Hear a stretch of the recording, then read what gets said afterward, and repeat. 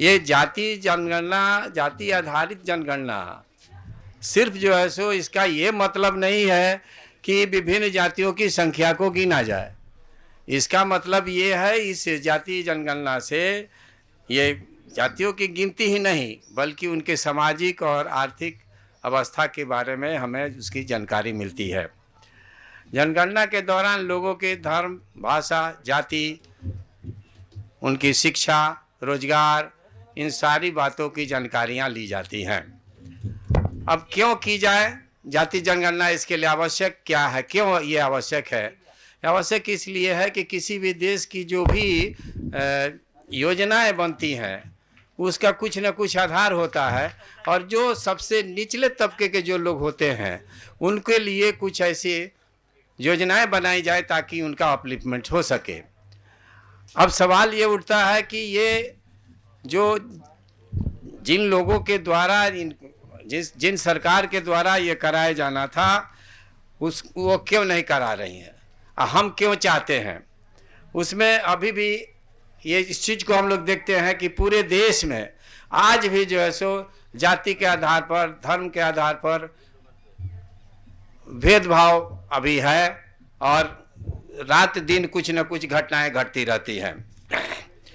OBC और अन्य समूहों की जनसंख्या पर अनेक आंकड़ों के बिना ये साधनों का जो है सो समान वितरण नहीं हो पाएगा, इसीलिए भी जाति जनगणना के जरूरी है।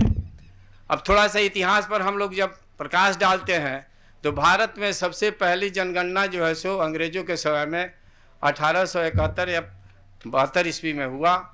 उसके बाद से फिर 1881 में हुआ और उस समय से लगातार 1931 तक जाति जनगणना होती रही। लेकिन 1931 की जनगणना में सबसे पहले पहल जो है सो वहाँ उस समय में सामाजिक और आर्थिक सर्वेक्षण करके इन जातियों की संख्या को गिना गया। आज़ाद भारत में पहली जनसंख्या 1951 में हुई, लेकिन इसमें भी जातिगत आंकड़े जो है सो सिर्फ अनुसूचित जाति और अनुसूचित जनजाति के लिए ही सीमित रख दिया गया था।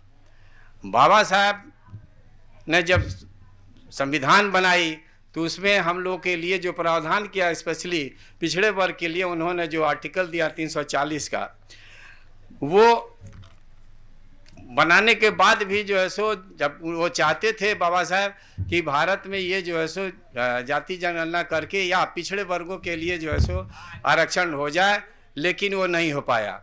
यही कारण था, उससे क्षुब्ध होकर के बाबा साहब ने जो 3-4 कारण गिनाए थे मंत्रिमंडल से इस्तीफा देने के लिए, उसमें एक कारण जो है सो ये भी था कि वो नेहरू सरकार जो है सो जाति जनगणना या उसे हम लोग के लिए ओबीसी के लिए रिजर्वेशन देने के लिए तैयार नहीं थी। उन्होंने रिजाइन कर दिया और उनके रेजिग्नेशन के बाद में 1953 में वो 29/1/1953 में जो है सो राष्ट्रपति के अध्यादेश के द्वारा एक काका कालेलकर आयोग का गठन किया गया। और ये गठन तो हो गया काका कालेलकर आयोग को, न तो इस पर कभी कोई बहस हुई और न कोई उसकी चर्चा हुई, और ये जो है सो उसको ठंडे बस्ते में डाल दिया गया। 1961, 71 ये सब में जो है सो किसी न किसी वजह से जो है सो जाति जनगणना हुई, लेकिन हम लोग के लिए उसमें नहीं हुआ। लेकिन जब 77 में जनता पार्टी की सरकार बनी तो उस सरकार में पिछड़े वर्गों के कल्याण के लिए रखा गया था कि हम जो है सो पिछड़े वर्गों का आरक्षण देंगे।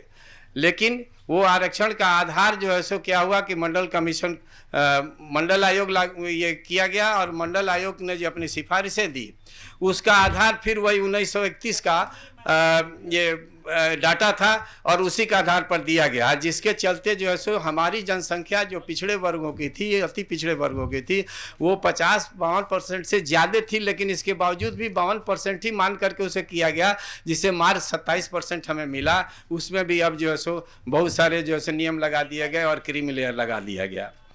इसके बाद में जो है सो फिर 1996, 97 96-97 के अंदर में फिर जो है सो देवगौड़ा की सरकार आई। देवगौड़ा की सरकार ने जो है सो अपने कैबिनेट से वो जाति जनगणना करने का जो है निर्णय लिया और उस निर्णय को 13 दिन की सरकार अटल बिहारी वाजपेयी की आई और उसने उस आदेश को निरस्त कर दिया। तो ये हम लोग के साथ ये शुरू से ही ये धोखा होता रहा है। और फिर इसके बाद में 2008-9 में एक पूरे भारत में जो है सो पिछड़े वर्ग के लोगों के द्वारा कुछ आंदोलन चलाया गया, जाति जनगणना के लिए भी चलाया गया, और संसद में जोरदार बहस हुई। उस जोरदार बहस में अन्य जो सो दलों के अलावे भारतीय जनता पार्टी के 2 सदस्य जो सो शामिल थे, जिसमें एक हुकुमदेव नारायण यादव बिहार के थे और एक गोपीनाथ मुंडे महाराष्ट्र के थे। लेकिन ये होने के बाद में ये तय हुआ कि जो 2011 में जाति जनगणना की जाएगी।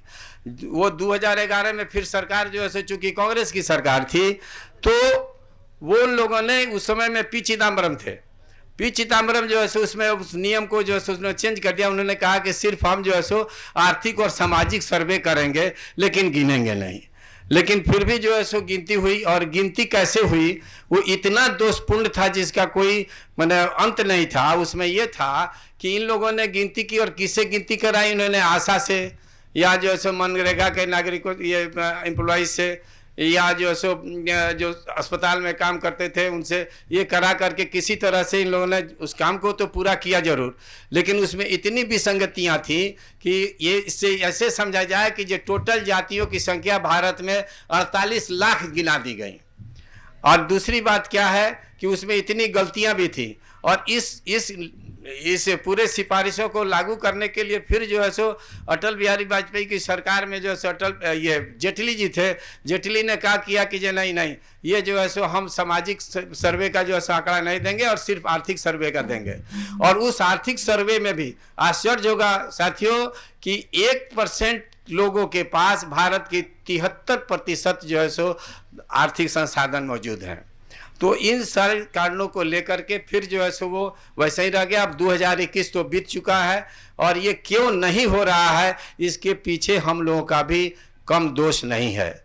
हम लोगों का दोष ये है कि हम जो लोग भी पढ़े लिखे हैं, और या हम जो लोग जो नौकरी चाकरी करते हैं, वो अपने समाज को अपने अंदर में ये बता नहीं सके कि ये जाति जनगणना जरूरी क्यों है।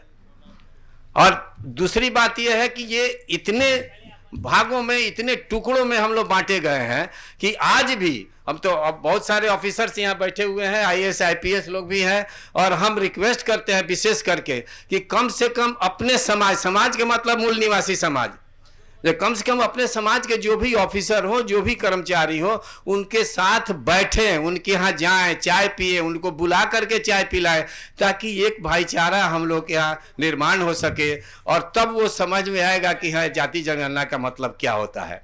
और सच पूछिए साथियों, तो तकलीफ और दर्द वो पिछड़े वर्ग का या अनुसूचित जाति का या जनजाति का, उसी को वो दर्द महसूस होता है जिसने सरकारी नौकरी की है। किस तरह से गर्दन काटा जाता है जो हमें पता भी नहीं चलता है, गर्दन काट के हाथ में रख दिया गया और हमें नहीं पता चला कि हमारा गर्दन कट चुका है। इतनी सारी बातें मुझे जो भी जानकारी थी मैंने उस आधार पर मैंने कही, और मुझे उम्मीद है कि हम सब लोग आपस में मिल करके, चाहे जो स्टेट हो, जो भाषा हो, जो भी चीज़ें हो, हम जो है सो मिलजुल करके काम करेंगे, लोगों को बतलाएंगे। क्योंकि हमारा दुश्मन चाहे किसी स्टेट का हो, चाहे वो किसी भाषा का हो, लेकिन दुश्मन एक है और वो सब अंदर से एक है। वो भले वो भाषा समझता है नहीं जानता है, लेकिन वो अंदर से एक है। और हमारे यहाँ जो विभिन्न भाषा के लोग हैं, हम ही लोगों को बता दिया जाता है वो फलाने भाषा के हैं, वो फलाने स्टेट के हैं, वो वैसे है वो वैसे है, इस तरह से कह करके तोड़ा जाता है। लेकिन ये बहुत ही हमारे लिए गर्व की बात है कि इस पावन धरती पर हमें कुछ बोलने का मौका मिला, और हम कम से कम अपने तरफ से विश्वास दिलाते हैं कि आने वाले समय में हम भी उसी तरह से काम करेंगे। हमारे सीनियर पाटिल दादा थे, वो अगर 80 साल के थे तो मैं ही 70 साल का हूँ अभी, और हमें भी काम करने की इच्छा है। बहुत बहुत धन्यवाद, आप लोगों ने सुना। तो जय मूल निवासी।